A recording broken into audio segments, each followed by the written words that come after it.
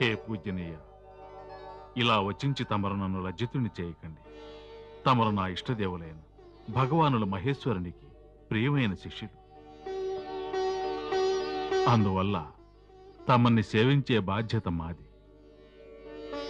మేమిక్కడికి తమకి ధన్యవాదాలు తెలియజేయడానికి వచ్చాం. తమరు ఇటువంటి మహోన్నతులైన ఇరువురి శిష్యులను నా ఆశ్రమానికి పంపించారు.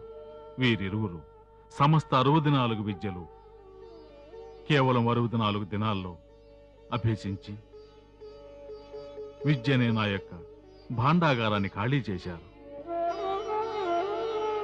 ఈ ధరిత్రిపై నేటి వరకు ఏ గురువుకు ఇటువంటి ప్రజ్ఞ గల శిష్యులను పొందే భాగ్యం సంప్రాప్తించలేదు.